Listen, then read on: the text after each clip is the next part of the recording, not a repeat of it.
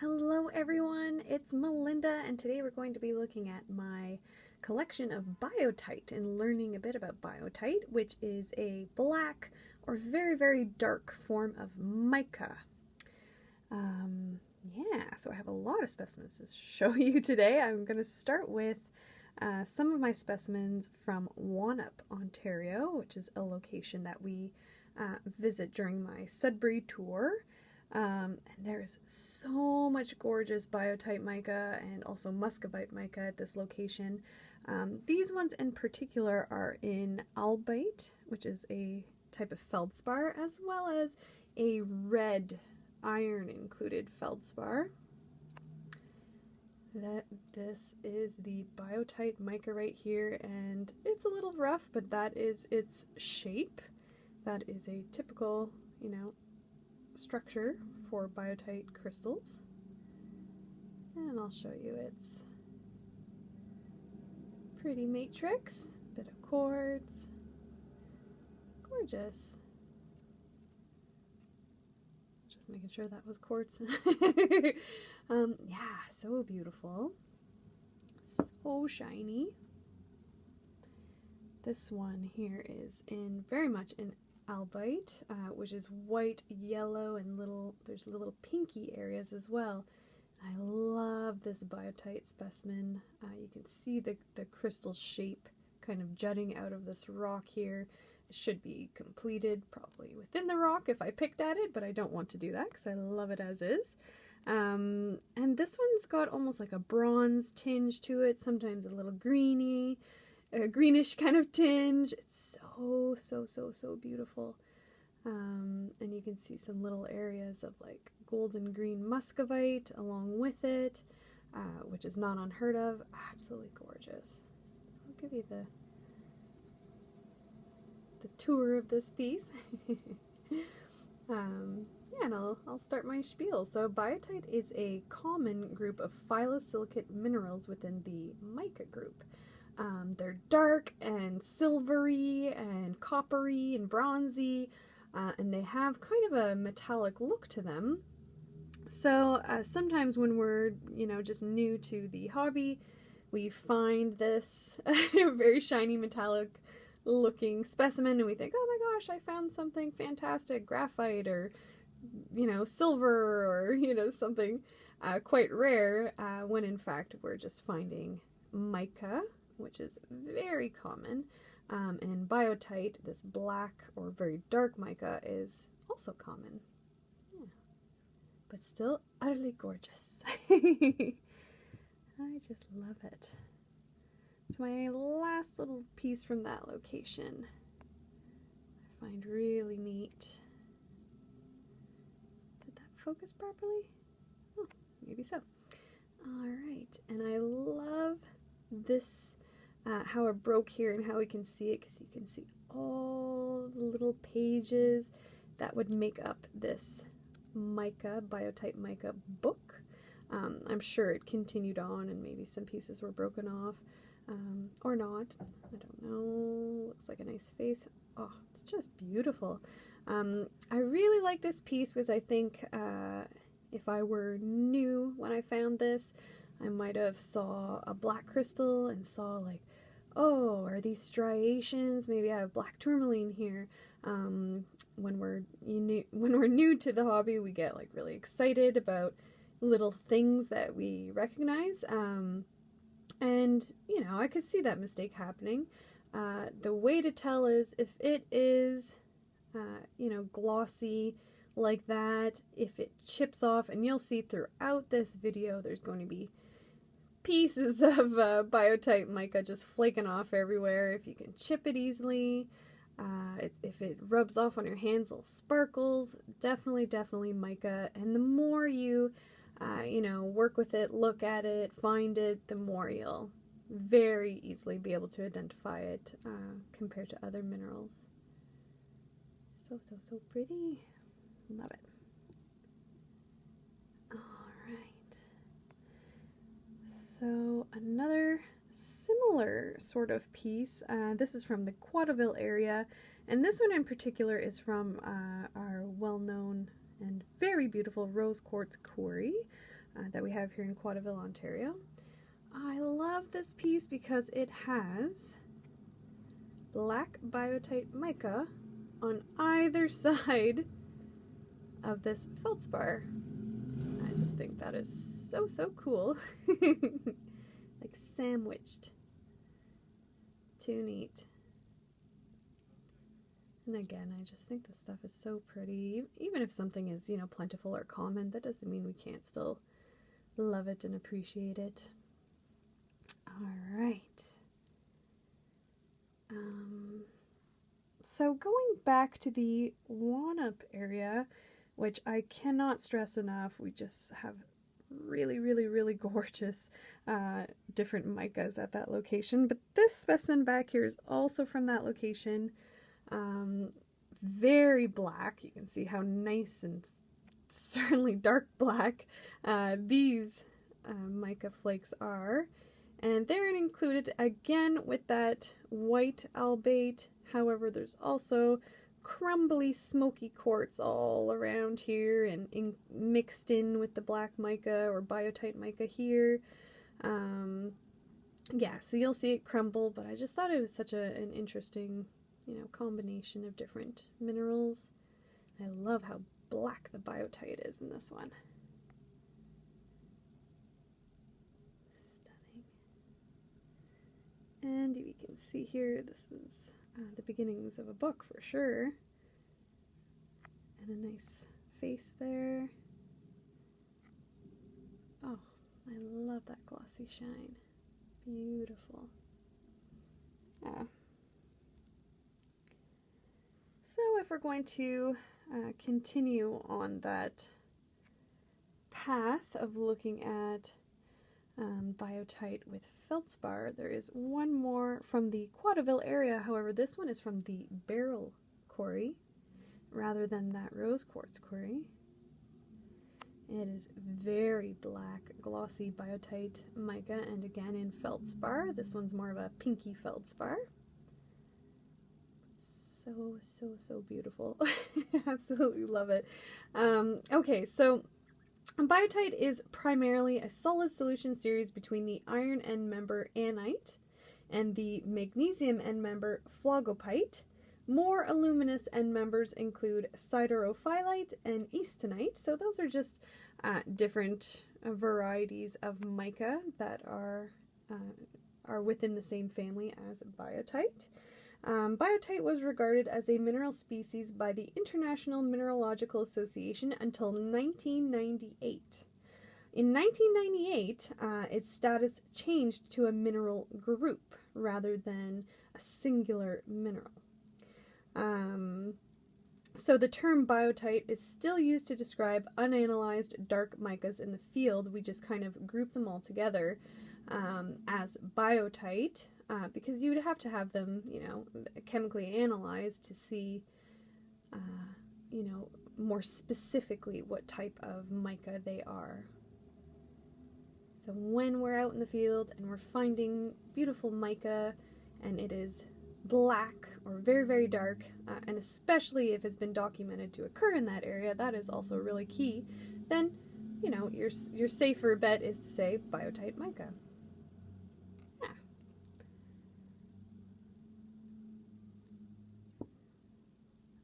Alright, I have this really interesting piece that I have a feeling, you know, it comes from once again, the beryl quarry in Quattaville, and it looks so much like biotite included in beryl. It looks so much like the other beryl pieces that I have, although I've never found a hunk of beryl this large at that location. That's why I kind of hesitate to call it that, but it just looks so much like it. If you're familiar with that area and you have an opinion, I'd love to know. But I've not labeled it beryl. I don't know if it is, so I definitely don't claim that it is. But it's included in this video because it does have a lot of beautiful black biotite included in it. Sparkling away, little tiny flakes. Absolutely stunning. So biotite was named by J.F.L. Haussmann in 1847 in honor of the French physicist Jean-Baptiste Biot, who performed early research into the many optical properties of mica. So he had the honor of, this mineral being named after him. Members of the biotite group are sheet silicates. They are iron, magnesium, aluminum, silicon, oxygen, and hydrogen forms sheets that are weakly bonded together by potassium ions. Biotite is also sometimes called black mica as opposed to white mica, which would be muscovite, a different variety of mica. However, both forms, biotite and muscovite, can form in the same rock and some instances, right side by side, which is totally fascinating and mind-blowing to me. And not at this location, but at the Wanap location that we visit in my Sudbury tour, there's just absolutely big, huge hunks of both black biotite and like this goldish, greenish muscovite right next to each other into neighboring outcrops. It's just really, really wonderful place to dig. Yeah. So, I didn't show this one yet. This one is also biotite included in a matrix, and this one is from Ontario's very first gold mine in the ghost town of El Dorado. Not 100% sure what it's in. It just looks like, I don't know, granite or something. Yeah, you can see those beautiful areas of smashed down black biotite mica. Gorgeous. And then going back to the Rose Quarry in Quattaville, we can see this little piece of biotite granite, which I'll get into more details about later. Beautiful. Now this one is one of my favorites. This one is one of my absolute favorites. It's like a bronze, almost like gasoline type colored biotite mica on a chunk of quartz, and it also has these beautiful iron oxides running through it. Oh, I just love it. It like wrapped around the quartz as if it was wrapping a present. So beautiful. Sorry, I'm a little whimsical like that, but oh, come on, how could you not think it, right? Look at that. So stunning. So we'll have a little bit of a look at this one because I just love it. Yeah. So, like other mica minerals, biotite has a highly perfect basal cleavage and consists of flexible sheets or lamellae, which easily flake off. And I'm telling you, if you have anything that is flaky or even coming off as like sparkles, it's somewhat safe to assume you've got something from the mica family there.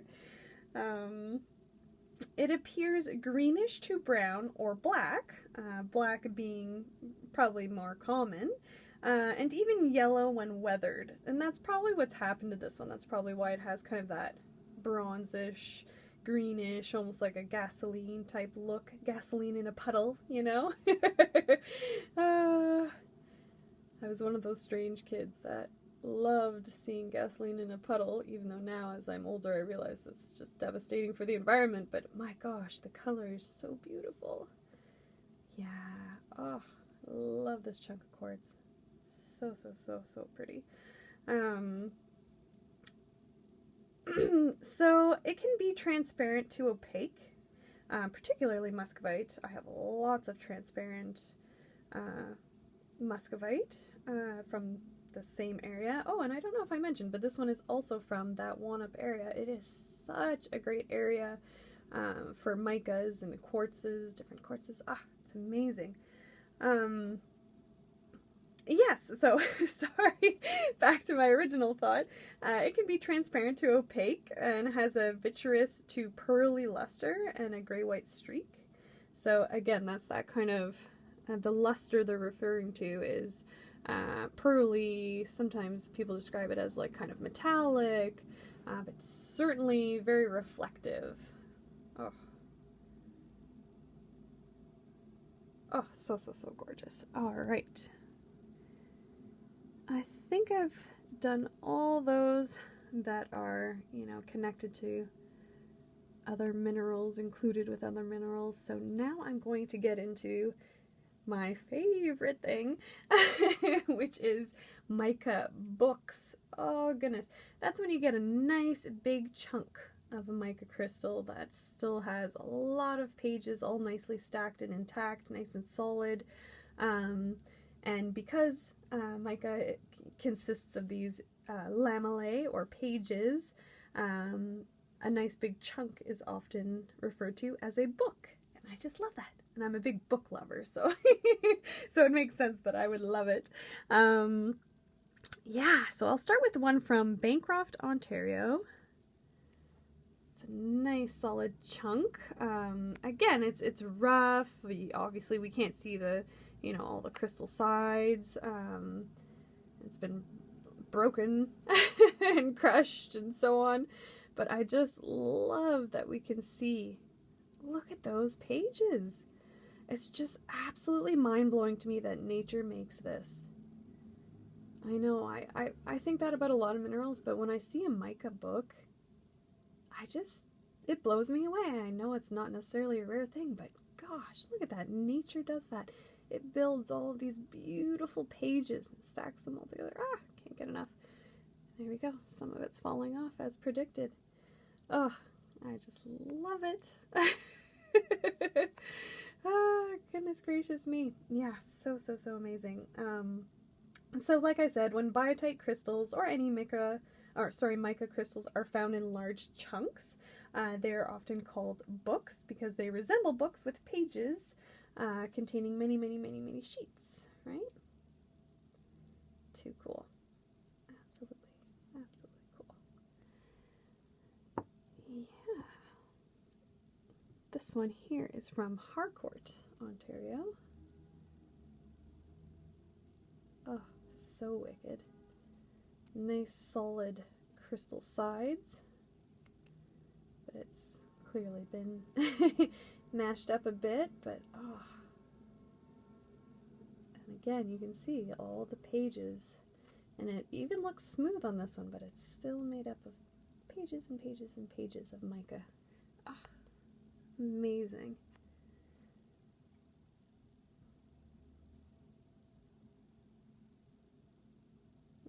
Too cool. Too cool.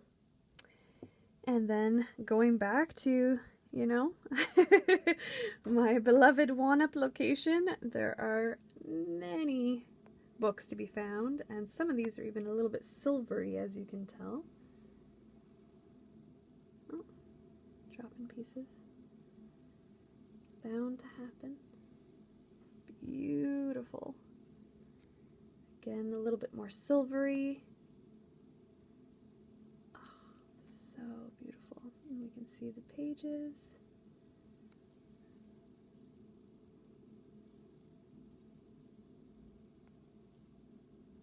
Oh, absolutely gorgeous. I'm actually a full-time artist. This is more of my side passion, although I'm very passionate about art as well.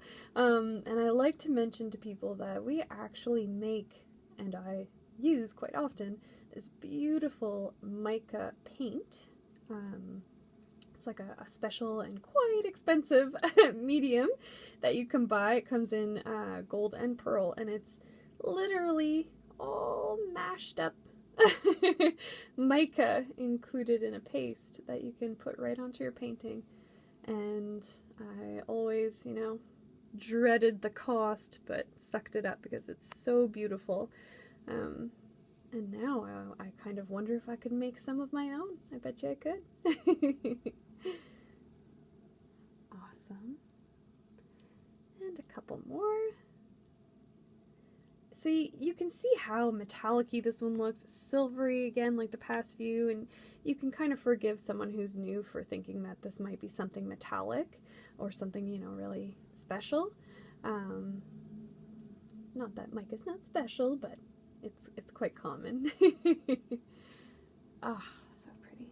And then my last big one from that location.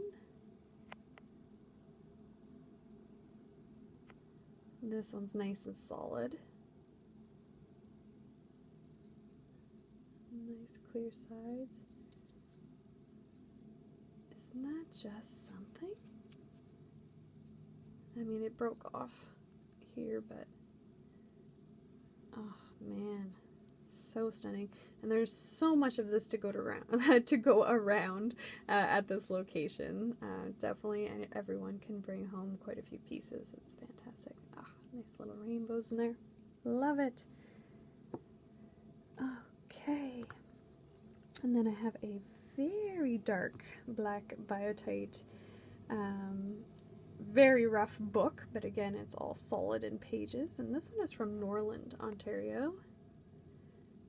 So glossy. So it's definitely been, you know, kind of degraded over time. It's been roughed up, but it's not a schist. There are sheets going on here. Very rough.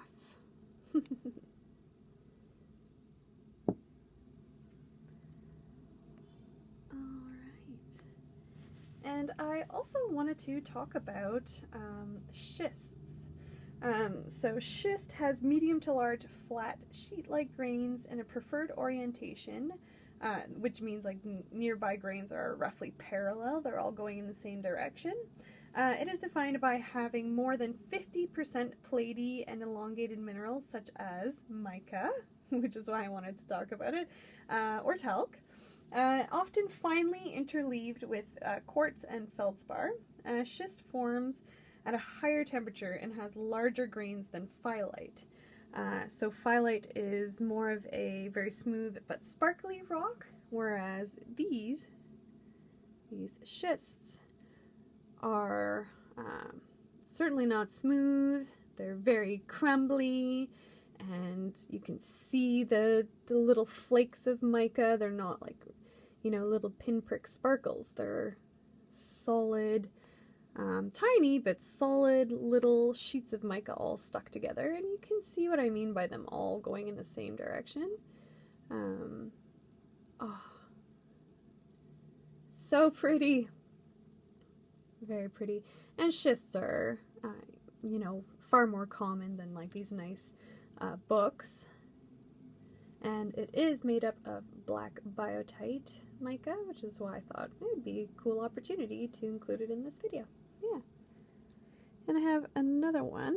This one that I just showed you was from Quattaville, Ontario, and this one is from Wanup.